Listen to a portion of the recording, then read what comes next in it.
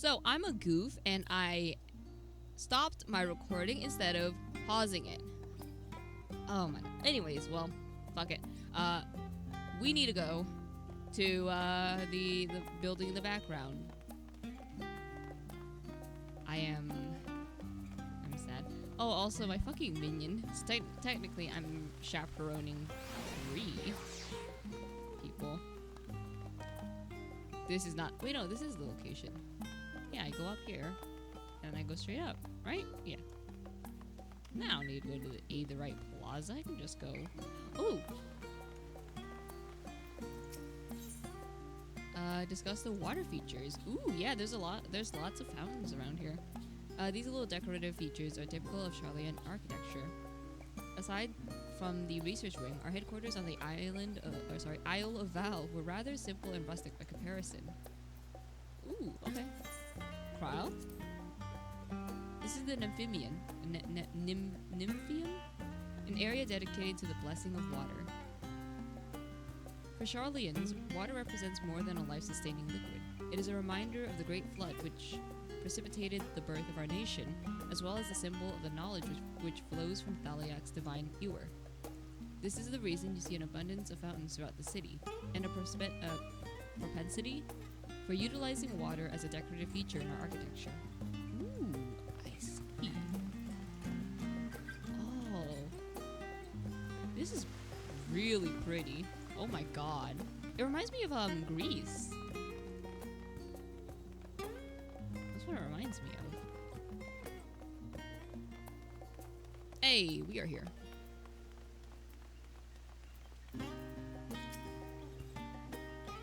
This grand structure before you is the rostra.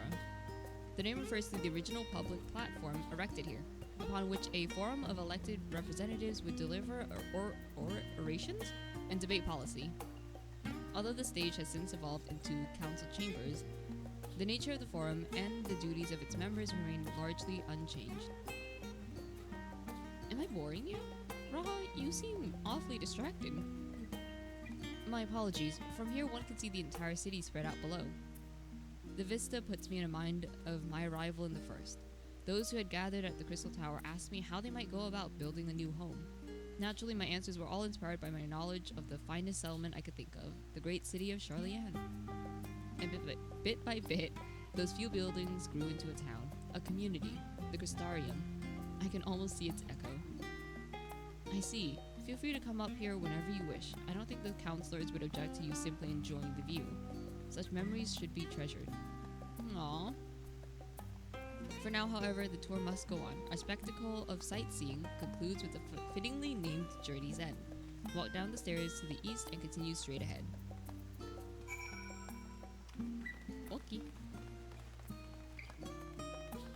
This is so pretty! Oh my god. Hi, buddy.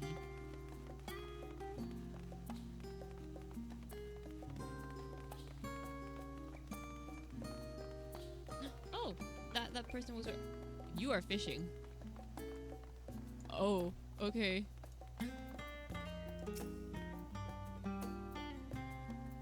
We've arrived at Journey's End. History tells us that it was here... I'm so sorry. It tells us that this was where those who put ashore with Archon Neunkrep built the first home.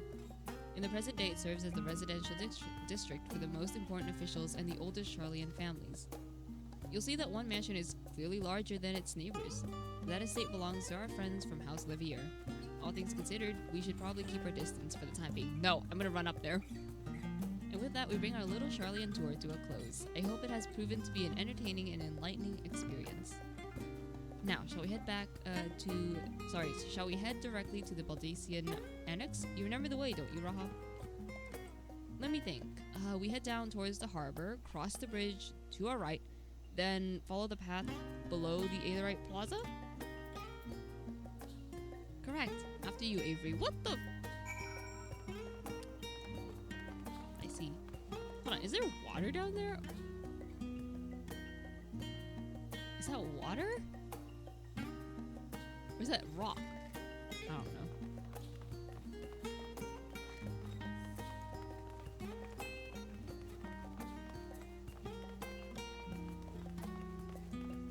Graha, please. Okay, let me avoid, like... Okay, let me avoid... Okay, never mind. Any stairs, and Graha is just gonna fucking teleport. Okay. That's funny, though.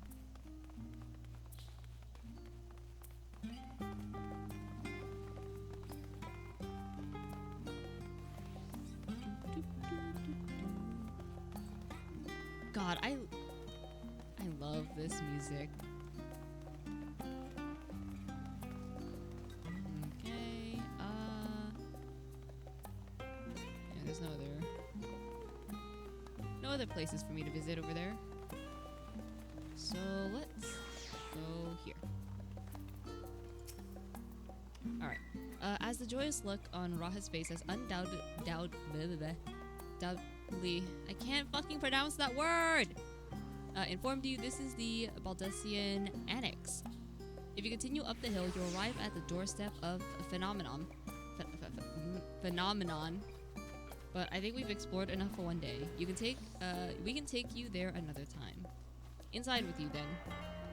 Oh, we're going in. Okay. Ooh.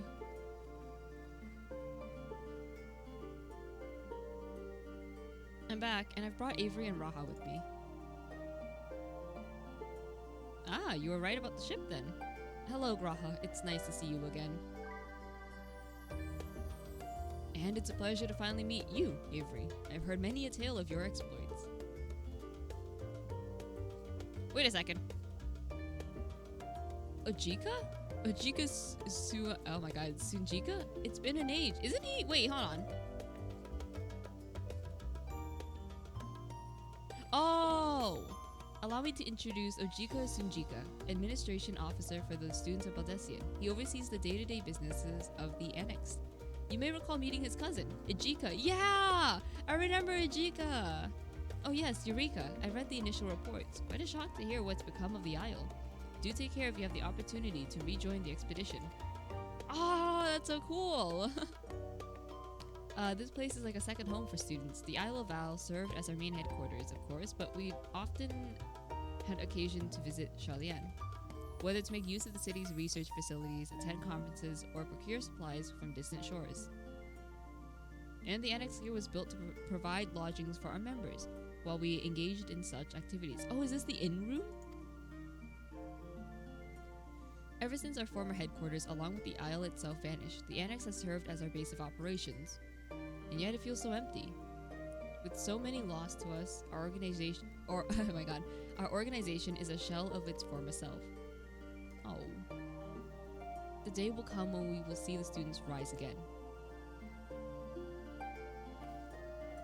But first, we must ensure that the Talafarai fall.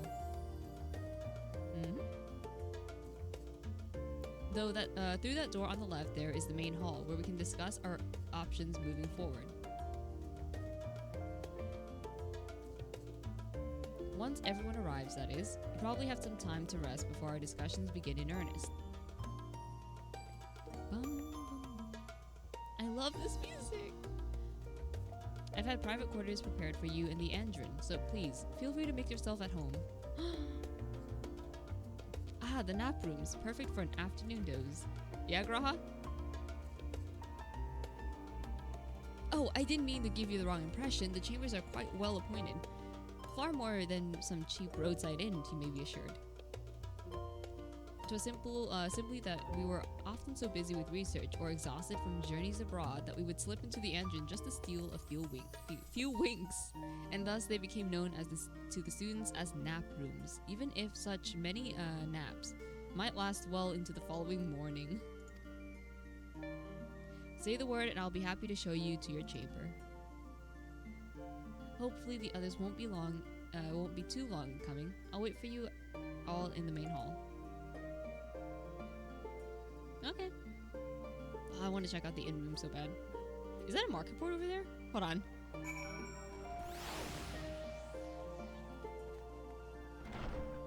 Holy shit. Welcome back. Avery, ready for a nap? Yes. Clean sheets and warm blankets await. Rest as long as you'd like. Ooh. Whoa!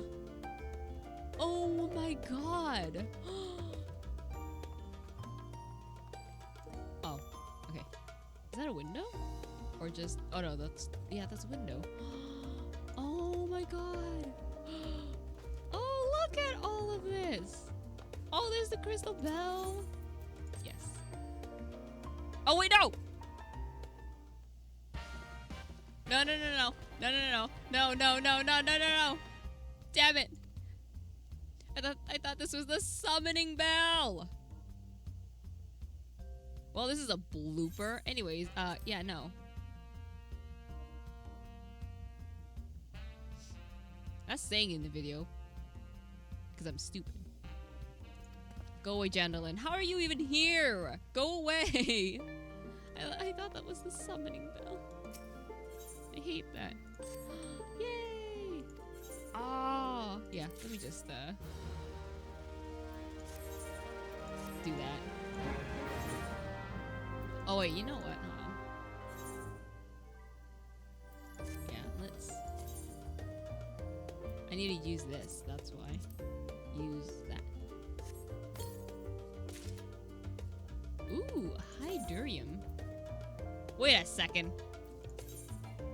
Wait a damn second.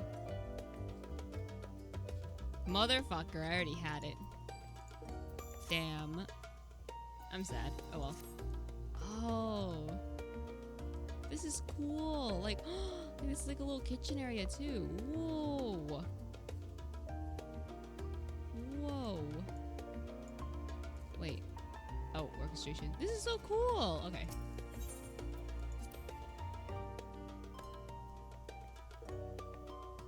Sorry for that little detour.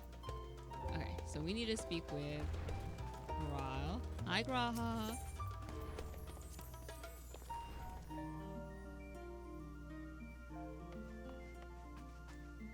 Ooh, whoa! Hold on. Hold on, can I use this? Will it let me hop up the stairs? Or the stairs, ladder? No, okay. Oh, this is cool. So, this is Eorzea. Because I see Gridania, Ishgard. Old Charlene is over there. Then you have Garlemald all the way up there. Then Hingashi. And then... Oh, that's so cool. Oh, you have Ilsebard right here. Like right here. Oh, okay. I'm getting sidetracked, but... Hey, this is the content you signed up for, so... Feeling refreshed and alert, our colleagues should be wandering in soon, so I suggest we stay here and wait for them to join us. Okay. Sure thing, boss.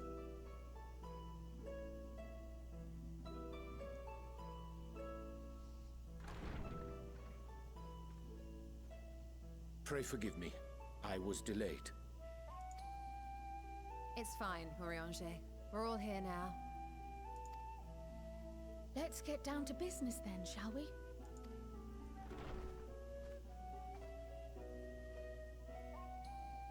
Come what may, we must prevent the Telophoroi's plans from coming to fruition.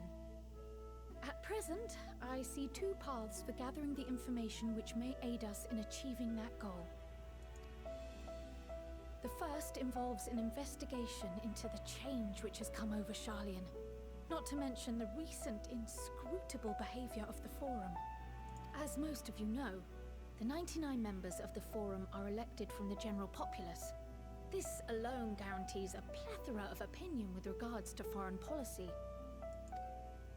The bibliotheques, for example, are a group of conservatives which would have Sharlayan focus on recording history, while remaining entirely uninvolved in the making of it.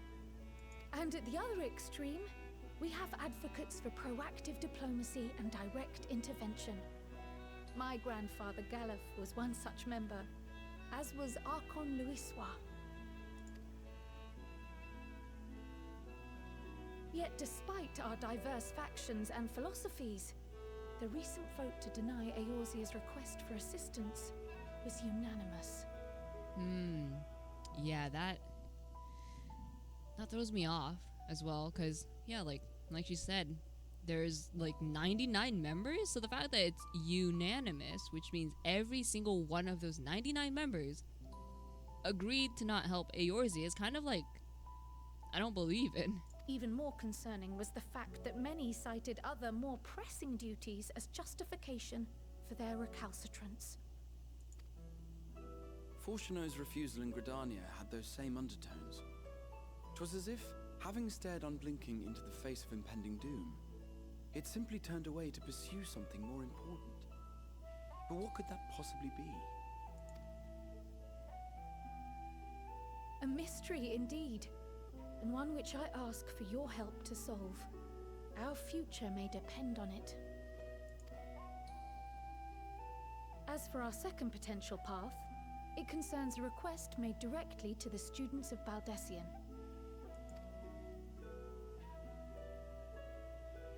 Our organization was founded primarily to study strange and unexplained phenomena the world over. Mysterious relics and ruins, arcane disturbances, and so forth. Compared to our more isolationist Sharlayan colleagues, we have strong connections overseas, namely with scholars and academics who share our passion for the unknown.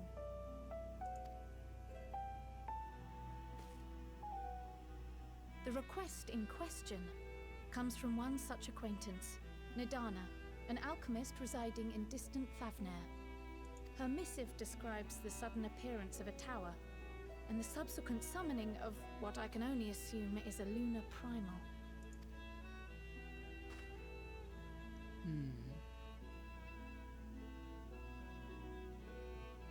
In response to this threat, the satrap of Rads at Han, the individual who governs the city-state, has instructed the alchemists to find a means to deal with the spire.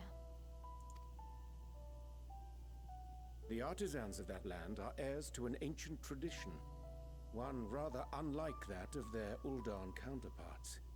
It is possible, nay, probable, that they have gleaned truths unattainable by Eorzea or her Far Eastern allies. They do, in fact, appear to have a strategy in mind, though it will require further research. To that end, they have requested an introduction to a capable warrior shielded by the blessing of light. Oop. That would be me. Assuming we divide our forces to pursue both of Krar's lines of inquiry, then having you join the group heading to Thavnair would seem the obvious choice. But the investigation in Sharlayan is of vital importance as well. Equal, I think, to the Thavnairian one, given that the fate of the world may hinge on the results of both. Yes, it is quite the quandary. Though it is a great imposition and an altogether too common one, our efforts would be more likely to succeed were you to lead the charge on both fronts. Oh no, am I gonna have to choose? Am I gonna have to choose which one I want to do? Oh no. You are indeed our champion. As to which task to tackle first, we will defer to your decision. Let us next decide how everyone else might best be assigned. As for myself, I shall continue what I've begun in Sharlayan. I should also like to steal the services of an Archon or two.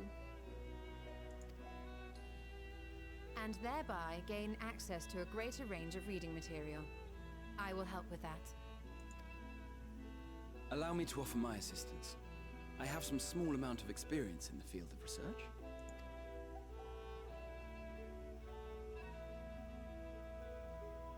Alice and I would also like to help, if you would have us. Anything to understand even a fraction of what our father and the Forum might be thinking. Of course, the more the merrier. Right. The rest of us will make the journey to Thavnair. Thoughts? Objections? I passed through Thavnair on my way to infiltrate the Empire, and though I'm not qualified to give a guided tour, I did gain a sense of where things lie. I'll be happy to have you along then. So for this group, it will be you, me, and Urianger. The dads.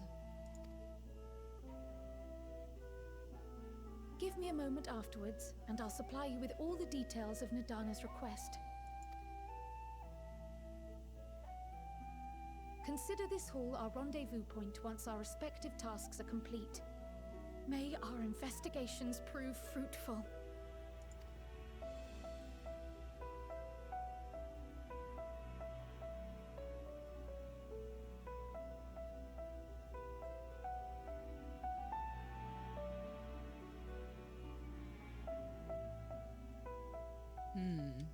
Okay, okay.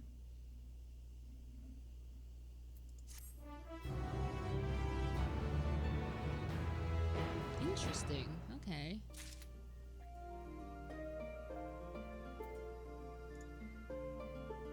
Let's go ahead and use that copper.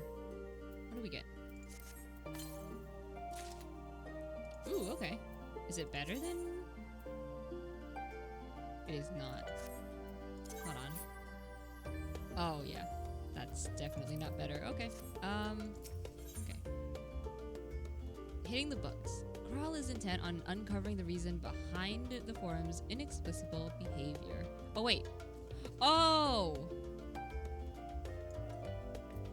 I'm gonna actually do Charlian first, because, we're already here, and it just feels right. An unsettling change has come over Charlian, but together we will divine the underlying cause for the forum's callousness. As I mentioned before, however, questioning the councils directly is a fruitless endeavor. They seem to have already come to consensus as to what and how little they are willing to divulge. Which is why I began scouring Charlian's archive of historical records for any hint of a connection to the final days. Suffice it to say that progress has been slow, and there are so many dusty pages one can skim in a day. But now that I have this band of willing reinforcements, the search should proceed all the swifter. Let us reconvene outside Numenon, shall we? Exit the annex to the right and you'll find the archives on the western edge of the woods. Okay. So will this like lock me out of... Oh, so I can... Oh, okay. Let me... Can I accept this actually right now?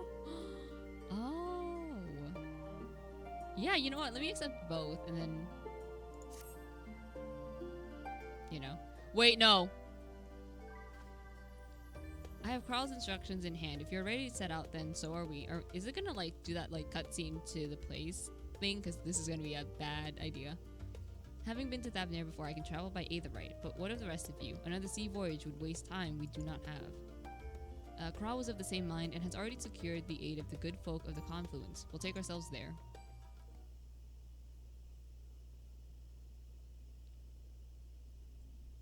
The Confluence, thou sayest? I'm afraid so, my friend. Huh? What? Oh no. Thou wilt recall the hunt for Iceheart, unto whose sanctuary we delivered thee owing to the knowledge of our comrade Moonbrita. Moonbrita was an authority on aetherology, a field of study she did embark upon in pursuit of her parents' example. Both are authorities in their own rights, and both are researchers at the Confluence. Oh. Haven't you gone to see them yet? I attempted to do so earlier, but to my shame, my courage failed me at the last. As it hath the many times I thought to reach out to them after sending that fateful letter. Oh. Neither time nor introspection have reveled unto me the words I should speak, and thus I have kept my silence. Oh, Urianger. Whether you come with us or not is your choice and yours alone. If it is too difficult, we'll manage. Thou art kind to say so, but I have no intention of forsaking our cause.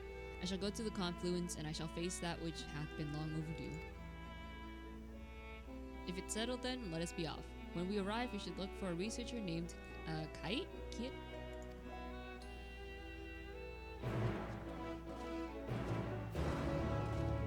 Bro, why is that so loud? What the? Okay, let's...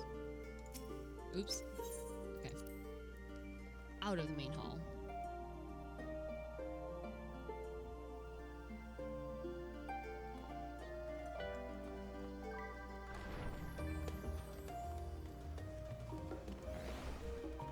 to this, right? I have. Okay. So from here. Okay, hold on. This is where Thavnair found. Hunt? The hunt for specimens. Hold on. I'm getting distracted. Side quest. I must go.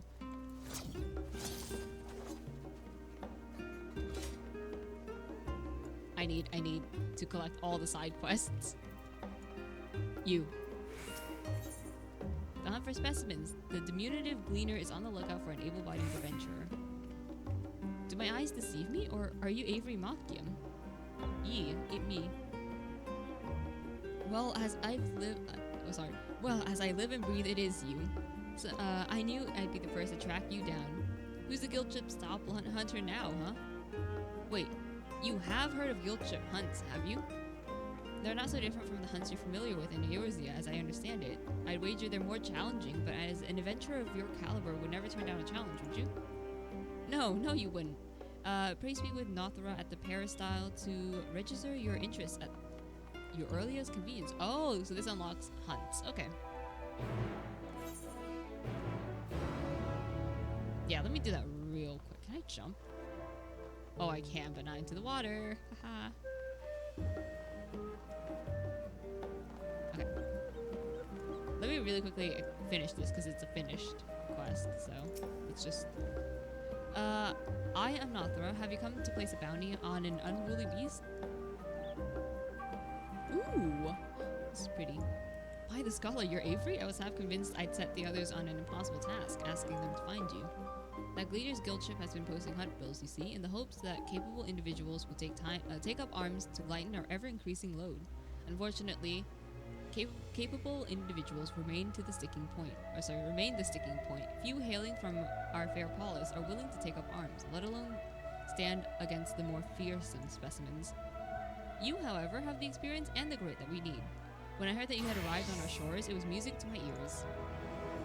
You needn't work for free, of course. We've done our research, and the rewards we offer are as fine as you'll find abroad. The currency we employ as a relic of times when Gleaner was a great deal less figurative, so you may find it somewhat eccentric, but it's good as gil here.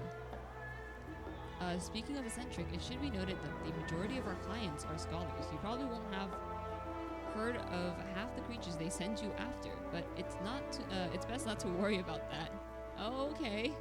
Slay beasts, collect samples, try not to think about the long-term effects of touching said samples, and get paid. Simple, no?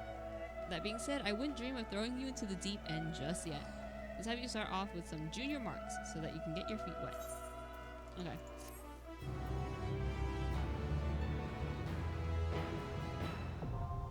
Okay, cool. Guildship hunts now accessible. You are now permitted to take bills for junior marks from Guildship hunt boards in Old Charlian and Radz-at-Han. Defeat the monsters in exchange for exclusive items. Okay, Okay, so new ones will be available once I reach level 83. Cool. Okay.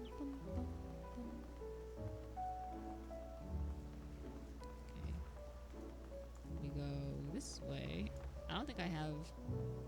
Yeah, not these. Ooh, this way?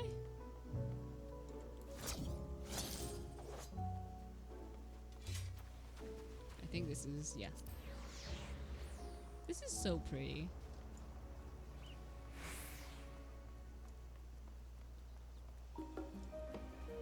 Where's my minion? Oh, there it is. Look at him go. Oh god, I'm walking to a pillar. Ooh.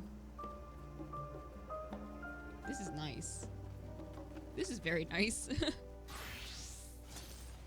Oh, hi, sir. Oh, you have the fucking dyed top, you bitch. I wish I could.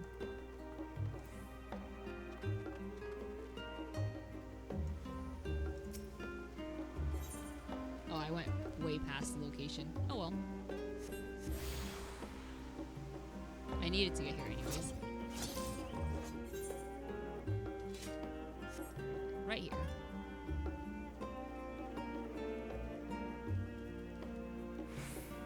Hi, crowd. My directions were easy enough to follow, I hope. In any case, you stand now before the doors of the Normanon, Sharlayan's grandest collection of books and tomes. This building is actually only an entrance, and one of many at that, for the archives of the Nomenon extend deep beneath the surface like the roots of a tree. The vast halls of the great Gubal library pale in comparison to Nomenon's endless maze of subterranean chambers. Any citizen of Sharlayan is free to enter and pursue its shelves. Well, most of its shelves. Only Archons are afforded access to certain restricted vaults. Oh, it's like the fucking, the forbidden section from Harry Potter. I've dispatched Justola and Rahat to investigate those. Meanwhile, Alize and Alphino will help continue my search through the stacks open to the general public. Your status presents more of a problem. As a non-citizen, you are only permitted to browse the first floor here at the entrance. Even so, there should be a number of books which touch upon Sharlayan history or foreign policy. Your task will be to find and study the relevant publications. I promise you, a working knowledge of those subjects will make it far easier to spot the sort of clues we're looking for. Well, let us be about it, shall we? I've told the others to meet us at the stone benches over there once they found some promising tomes. Happy reading. Oh, I don't want to read.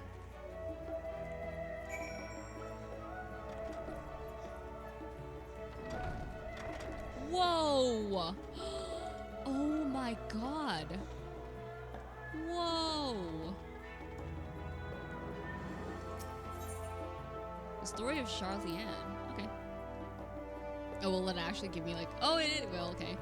Long, long ago, on an island in the northern sea, there lived a Rogadan man by the name of Ninkref. Ninkref was a student of astrology, and he divined that a flood of terrifying proportions would soon sweep over the lands of Eorzea. So it was that he built a gigantic ship, assembled a crew, and set sail for that imperiled realm. The flood arrived as foretold, and to their horror, the strangely churning waters drove the people towards the ocean. It was there, however, that Ninkref's crew hauled them aboard his ark. But the danger had not passed. A towering wave approached, threatening to smash the vessel to pieces. With only a moment to spare, Ninkref wove a mighty spell of teleportation and shifted the entire ship to safety atop Abeletha's spine. Refugees from the surrounding regions huddled there alongside them. But it was not long before disputes over the dwindling supply of food led to violence and bloodshed. Saddened by the sight, Ninkref gathered to him his crew and his grateful passengers and abandoned the ark to those reddened peaks. They journeyed to the coast where they built a new ship, intent upon returning to the northern seas. They landed on the beach of an island and settled upon that very spot. The settlement prospered and grew, and in time became the city of Sharlayan we live in to this day. Interesting. Okay. Alright. The title on the spine reads, Roads of Old, the Colony. Oh, are we actually reading? Hold on. Oh, okay, never mind. We're just holding nothing. Many years ago on the banks of Thaliak in the Dravinian hinterlands, a Sharlayan colony once thrived. The settlement was originally established as a mere outpost to study the ethereal sea in the year 1311 of the 6th astral era. Scholars dispatched to Eorzea found these facilities wanting, and their demands encouraged gradual expansion in structures and services. As rumors spread of a growing community of academics, the area was further induated with Eorzean students hoping to share that renowned wisdom of the Sharlayans. 50 years later, the forum passed a motion to recognize what had become a flourishing town as an official Sharlayan colony. Eorzean residents took to calling the colony itself Sharlayan, which led to no small amount of confusion when discussions turned to the subject of the motherland. In response, some Sharlayan inhabitants, if pressed for a name, would simply refer to it as Emporium. Following the way Exodius, however, oh my god, why does it switch? Claimed for themselves a corner of the abandoned colony and gave it another name, Idleshire. Okay, the following chapters go on to introduce the most prominent features of Idleshire. The book does not appear to contain additional information on the forum. Okay. Oh, we're gonna have to oh my god, we're gonna have to shift through all of these books. Okay, let's go with this one. Time Worn Tome. Stewards of Wisdom, I think this one. Yeah. During the chaos of the Sixth Umbral Calamity, Archon Nimkron, founder of Sharlayan, bore witness to the madness and savagery of men brought to the brink of despair. Upon raising a settlement on an island in the northern Empty, he instructed his people thus: renounce the ways of war and pursue enlightenment through knowledge and reason.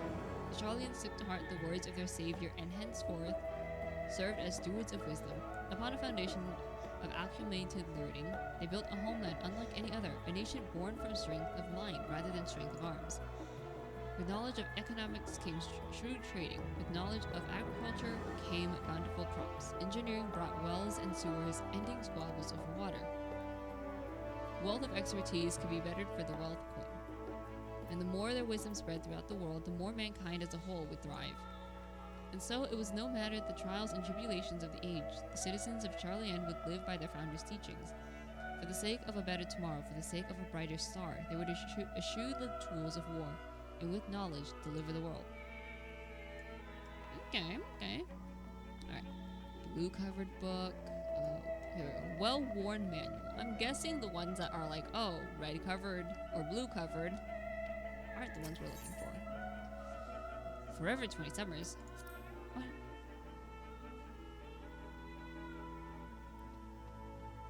My beloved seekers of knowledge, have you ever put learning before your health and neglected to feed and rest your body as you should? I too once engaged in such foolish practices, but one night engrossed in philosophical study I had an epiphany. For all the world's mysteries that drive us to reckless abandon, we have so very few years of life in which to achieve our goals. Thus do I share with you this mantra: I am forever 20 summers young. The number itself is unimportant. You would be 19 or 23 or 40, whatever age you are when you discover this manual. Let that be the age you aspire to remain. Through mindful, healthy living will you extend the time available to spend upon your chosen research, another day, another moon, another summer to grasp the greater truths you pursue. In the pages that follow, we will explore the secrets of maintaining one's physical condition from a biological, biblical, and arcane viewpoint. This book is on the wrong subject. Search for works which could contain details on the forum. Listen. What if I want to read? Introduction to the Heavens. I don't think that is what we're looking for. I'm gonna guess this one. I can't. Hello? The Voice of a Growing City. There we go. In the years which followed the founding of Sharlayan, civic policy and other matters of import were decided at the Ecclesia, a public forum in which every citizen was eligible to speak. As the city's population grew, however, this format became increasingly impractical. The larger number of participants gave rise to ever longer debates, resulting in significant delays of vital resolutions. Various measures were introduced as an attempt to curtail protracted discussions, but in the year 201 of the 6th Astral Era, it was ultimately decreed that Sharlayans would transition to a new form of governance. The nation would now be led by a body of 99 members, citizens chosen from amongst their peers by means of a nationwide vote. Thus was the Forum as we know it today conceived and created. You have gained a fundamental understanding of Sharlayan history and the foundation of the Forum. Head outside. Okay.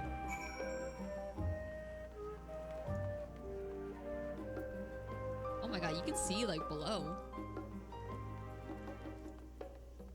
Holy! It just goes down and down.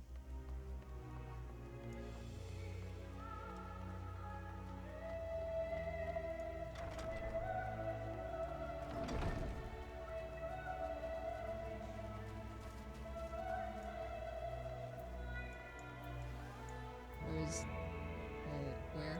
There we go. Destination.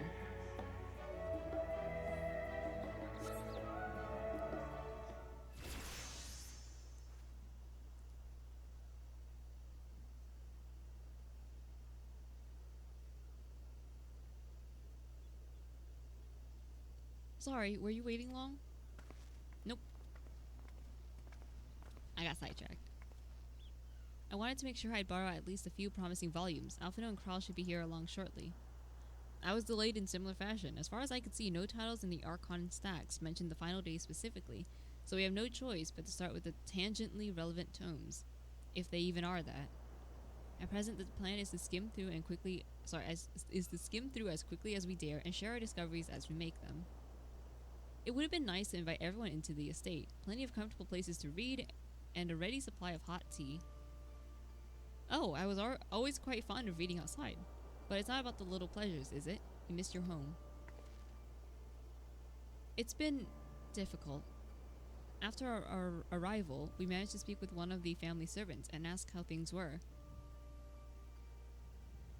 It seems our dear father has instructed the staff that even if Alphino and I were to return to Charlian, we were not to be allowed to cross the threshold.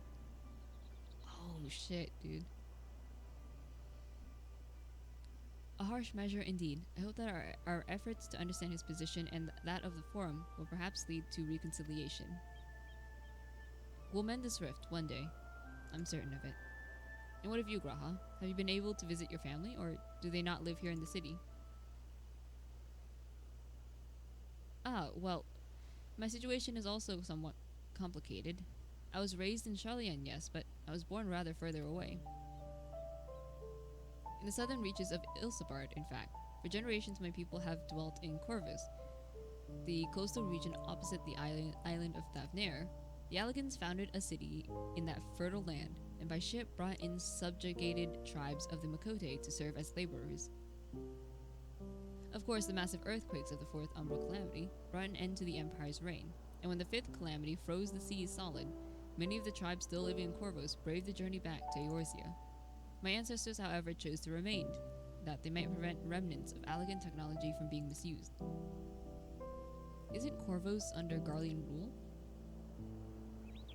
For the past 50 years, yes. Some semblance of local culture remains, as it's the case for most imperial provinces, but Garlemald renamed the region Locus Emmonus? When I was a boy, a nearby town came under the jurisdiction of an illustrious imperial family, the nobles of House Darnus. Oh! House Darnus demonstrated a singular interest in Allagan civilization, and so my tribe was forced to consider a plan of action.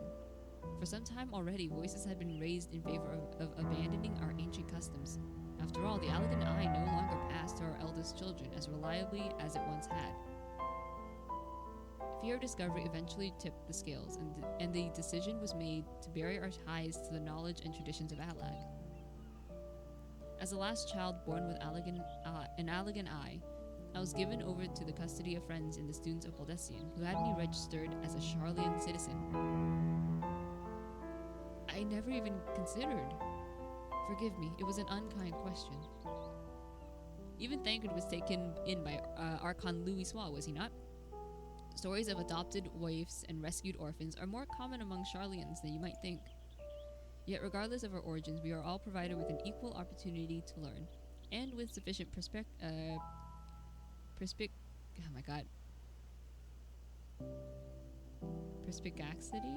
we outsiders can even earn the vaunted title of Archon. Tis exactly why I have such a love for this country, and why I wish to remain a nation of which its citizens can be proud. Hear, hear. Another good reason to get to the bottom of the Forum's stubbornness, aside from the trifling matter of our impending doom. Excuse us while we try to make some headway into these books, Avery. More company should be arriving any moment now.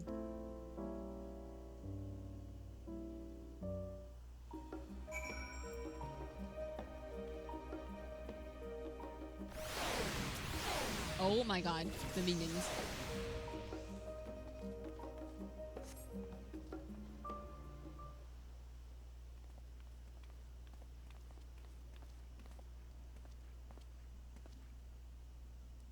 We returned with our selections. Although I must say the pickings were quite slim indeed, Mistress Crowell has already flicked through every history book devoted to disasters, and more than a few which barely made mention of them. As such, we will be looking into research papers on the Umbral calamities, as well as articles written by prominent Forum members. Perhaps their knowledge of the final days comes from an unexpected source. Speaking of which, might I ask you a few questions related to the final days? I'm the only one here who didn't witness the events of Amarot firsthand, and I fear I may be overlooking critical details. Sure. My thanks. Now, where to begin?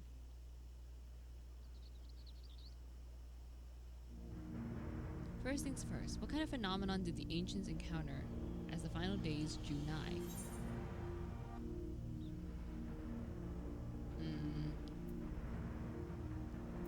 A complete destabilization of creation magics. Primals of unrivaled power was summoned from the either or, the worst kinds of phenomena you can imagine. Yeah, no, that's stupid. A complete destabilization of creation magics. That was the first thing.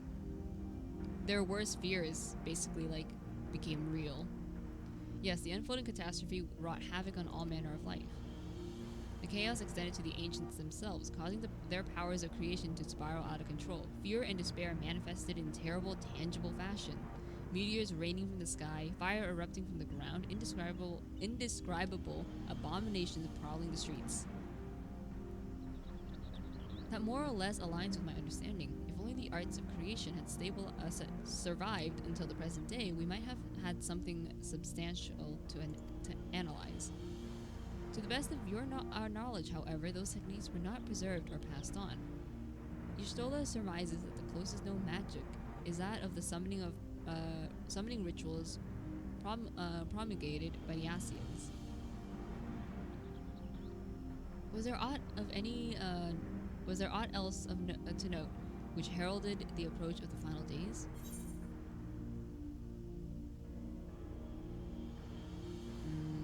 The entire star was engulfed by disaster all at once. They say it began with a keening sound from the land itself. Or Alfredo, you can answer this one. I think it was like, they say it began with a keening sound from the land itself.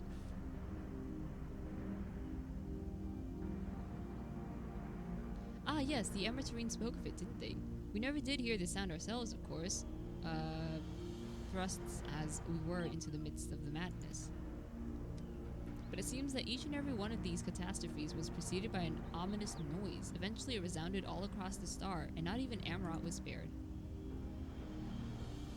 So the ground was crying out, you say? To be considered the harbinger of doom, it must have been quite distinctive, and probably quite loud.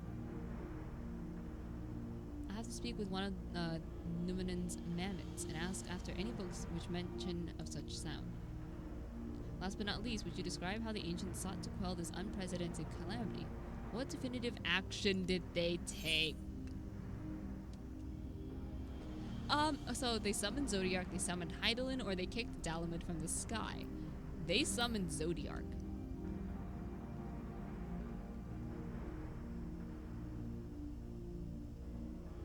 Yes, with Elidibus serving as his heart. So many gave themselves in sacrifice to bring him into being. We do not know how exactly Zodiark brought salvation to the star, only that his godlike will, with the laws of nature set aright. Then once the balance was redressed, the ancients offered up a further sacrifice to heal the ravages of the final days.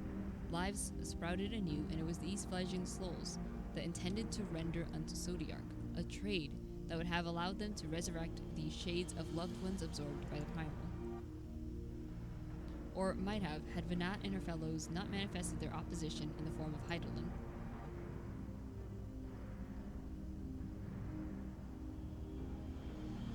Thank you, both of you, for the detailed review.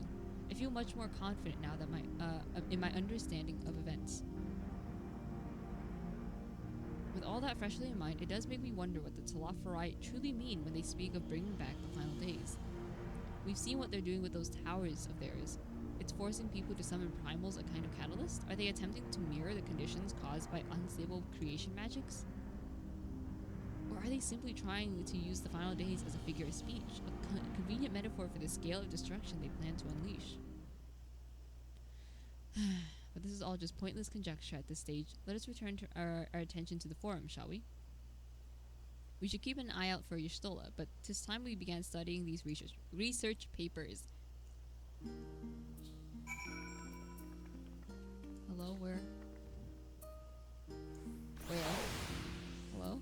Oh, there it is. This is gonna be a longer episode, as you can tell.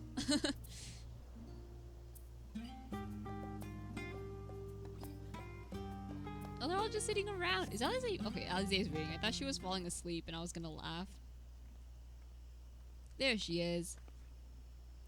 I'm the last, am I? Well, my extended search of the Archon stacks produced 1 or 2 possible useful books. But I wouldn't get your hopes up. If you recall, Urianger learned of the source's reflections from the Garan oracles. For its potential to cause panic and confusion, that tome was deemed apocra and sealed away in the Great Kubal Library. It is even less likely that knowledge of the uncentered world, not to mention the horrors of the final days, would be left sitting on a shelf for any curious scholar to find. It stands to reason then that my colleagues, be they archons or counselors, should perforce be largely ignorant of the subject. Yet when you confronted Master Fauchelevent with knowledge of the Telophori and their machinations, he scoffed at the suggestions that they would pose a threat. He seemed adamant that the Forum would know if the final days were truly upon us, which only supports the conclusion that whatever privileged wisdom is guiding the Forum's behavior is being kept secret from the rest of the nation.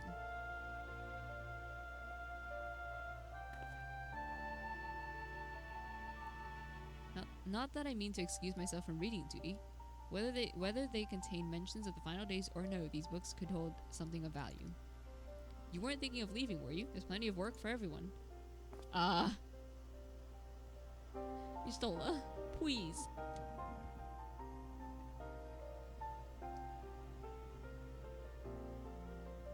Study stash. You labor for what feels like an age as your Stola's research assistant.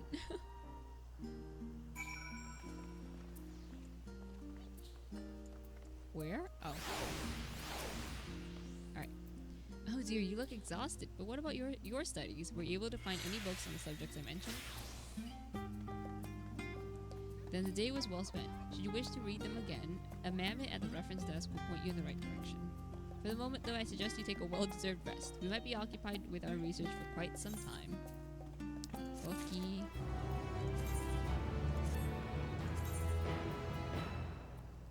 Oh, I shouldn't use these, actually. I'm stupid. I should keep them for, like, my other classes that I'm going to be leveling. Yeah, okay. I'm gonna end this episode here, because this video has gone on longer than it needed to. So I will see you all in the next episode where we continue our little merry adventure in Charlian. Until then, take care.